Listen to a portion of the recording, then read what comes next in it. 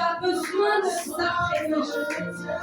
Tu as besoin de son toucher. Tu as besoin d'une autre dimension avec le Seigneur, avec ton Créateur. Je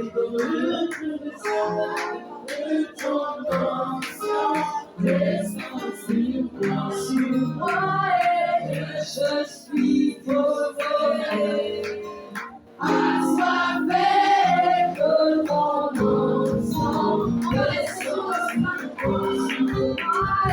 je suis disposé. Saint-Esprit, Esprit d'Esprit, ouvre-toi au Seigneur, Saint-Esprit. Agis puissamment, Seigneur, Saint-Esprit. Agis puissamment dans ton temps. Puissant de ton temps.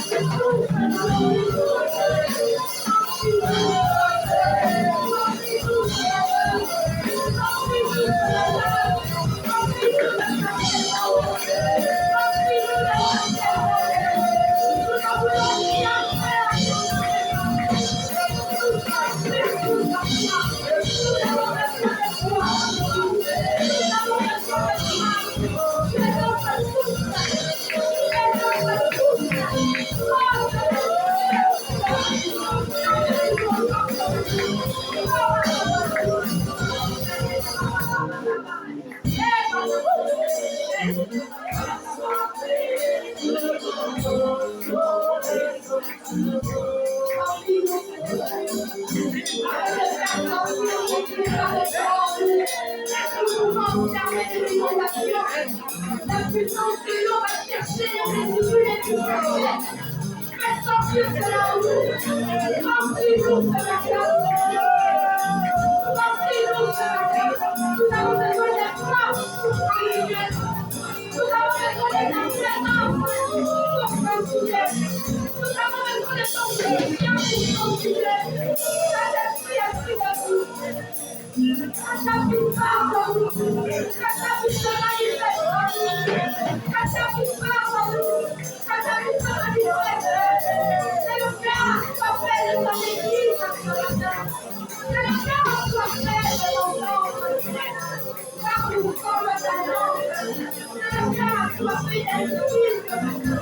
C'est le cri de cœur soit fait. C'est le cri du cri des esprits ce matin.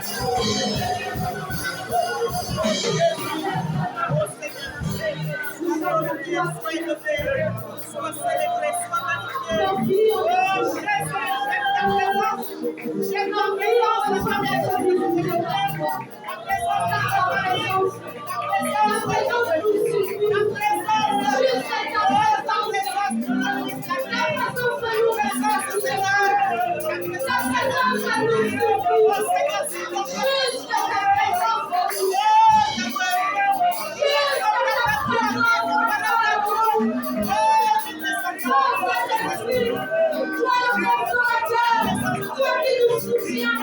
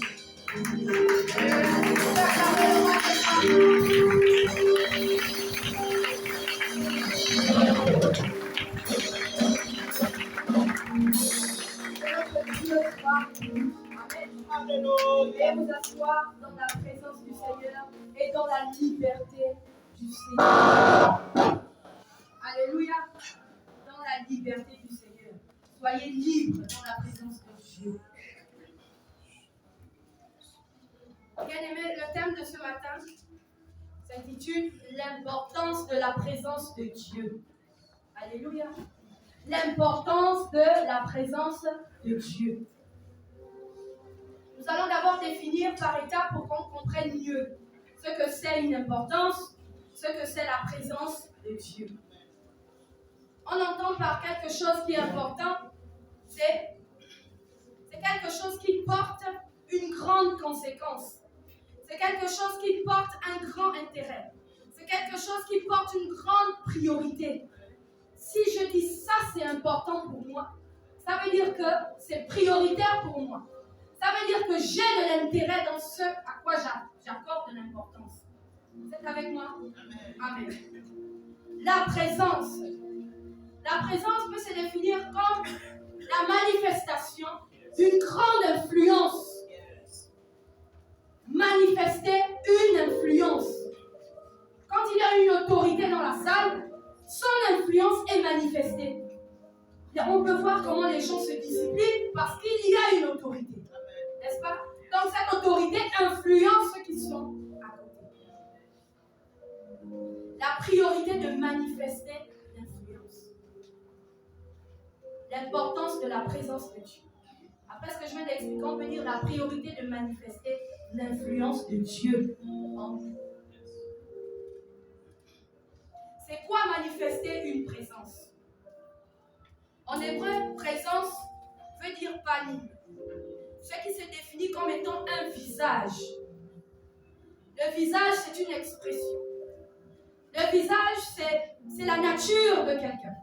On peut identifier si c'est un animal ou un homme par un visage. N'est-ce pas?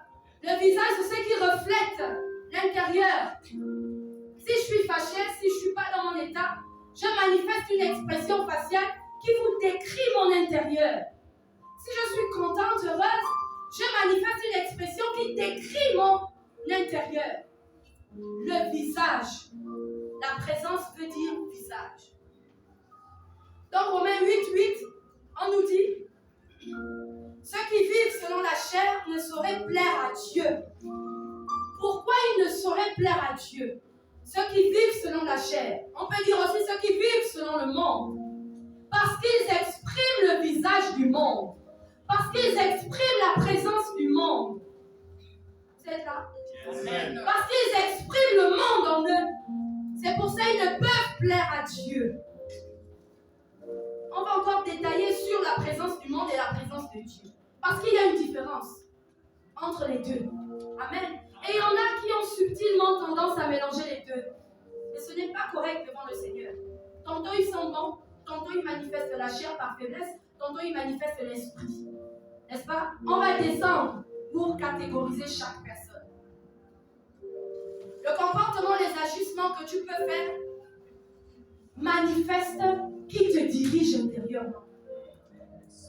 Ce qui sort de ta bouche, ce que tu fais comme acte, ce que tu poses comme acte, exprime la présence qui est en toi. Exprime le visage qui est en toi. Ce que tu fais. Et celui qui est hors de la présence de Dieu manifeste la désobéissance, manifeste le péché. Dans la désobéissance, il y a plusieurs racines. On a les critiques, on a tout ce qui n'est pas conforme à la présence du Seigneur. Manifeste le péché aisément, parce qu'ils ne sont pas de la nature de Dieu. On ne peut pas voir les racines d'un arbre et c'est un bananier qui pousse. Il y a un problème de conversion. Vous comprenez? On ne peut pas avoir accepté Christ et manifester un visage de la chair. Vous comprenez? On ne peut pas se plaire dans la fornication et soi-disant je suis chrétien. On ne peut pas servir Dieu. Dieu, créateur de toutes les choses. Et aisément venir le dimanche comme un chrétien qui est à 100% avec Dieu. Tu t'exposes toi-même. Tu te détruis toi-même. Dieu ne t'appelle pas à le faire. Et c'est pour ça que tu rencontres des difficultés. Parce qu'il y a des conséquences à toutes choses. Si je manifeste le visage de Dieu, sa présence, il y a des conséquences de sa présence. Qui me garantit la sécurité totale. Qui me garantit le succès total. Dans toutes choses. Mais pour ceux qui manifestent le monde, il y a des retards de destinée. Il y a des retards de vie. Il y a des brèches fissurées. Et on se plaint pourquoi je n'avance pas. La faute n'est pas à Dieu, mais toi. Parce que tu es le seul responsable de ta vie. Nous sommes tous des créatures. Dieu nous a tous créés, païens comme chrétiens, nous sommes tous des créatures. Mais nous ne sommes pas tous enfants de Dieu. On devient enfants de Dieu en l'acceptant dans notre vie, en renonçant au monde, en renonçant à la chair, en renonçant au péché. Alléluia. On se sépare d'une ancienne vie et on est dans une nouvelle vie qui est la présence de Dieu. L'acte de la nouvelle naissance, c'est une porte qui s'ouvre et qui fait entrer une armée en toi, qui fait entrer un royaume en toi, qui fait entrer une discipline en toi. Alléluia. Vous ne pourrez pas trouver des mendiants à la présidence dans le couloir du président à côté de son bureau. Il va rentrer partout. C'est que la garde a faussé quelque part. Amen. Et si les choses t'arrivent, c'est que ta garde n'est pas comme il faut. Alléluia. C'est bien de réciter les versets bibliques. Oui, il est écrit, il est écrit. Mais les vivre, c'en est une autre. C'est bien de dire oui, je sais, il est écrit, il est dit. C'est bien que tu connaisses la religion, ça c'est bien. Parce que ça doit aussi enseigner. Mais il n'y a pas de vie dans ça. Ça ne porte aucune vie, ça ne porte aucun fruit stérile à tous les niveaux. Tu déclares des paroles, c'est comme quelqu'un qui est né de nouveau qui déclare mais qui ne croit pas en ce qu'il dit. Stérile. Il faut revoir les fondements. Il faut revoir la connexion avec Dieu. Alléluia. C'est bien beau d'être ici présent le dimanche. Je suis à l'église, je suis venue écouter Pasteur Justin, Pasteur Muriel, les anciens. Et quand tu repars, qui es-tu? Quand tu es seul, qu'est-ce que tu fais? Quand tu es face à la tentation, qu'est-ce que tu fais? Quand tu es face à un mur qui s'apprête à effondrer, soi-disant ta vie, qu'est-ce que tu fais? Tu as des repères vers qui? Amen. Alléluia. Amen. Faisons attention avec l'absence de la présence de Dieu. Bien aimé, on a aussi cette catégorie de personnes ces personnes qui ont reçu Christ, et depuis des années et des années et des années, soi-disant dans Jésus, dans Christ, ils sont semblables comme à une maison dont l'installation électrique y est. La maison elle est finie, l'installation elle est faite, mais le circuit ne démarre pas. On n'arrive pas à mettre la lumière, on n'arrive pas à démarrer le circuit. C'est semblable à ces personnes qui viennent, je prie, je suis chrétien, mais leur vie ne démarre pas. Ils n'ont pas de révélation de la chose de Christ. Ils n'ont pas la révélation de la présence de Dieu. Ils se fient à ce qu'ils voient. Ils sont contre ceux du monde. Ils insultent contre ceux du monde. Ils se mélangent dans des conversations comme ceux du monde. Ils font là où les autres vont. Ils n'ont aucun repère. Ils se lèvent le matin, ils se couchent le soir, c'est comme ça qu'ils vivent. Ils n'ont pas compris le principe de la présence de Dieu en eux. Malgré que la maison soit faite, l'installation faite, ils sont comme ceux du monde parce qu'ils ne voient pas. Ils sont dans l'obscurité. Ils peuvent se déplacer d'une pièce à une autre, mais ils se font mal.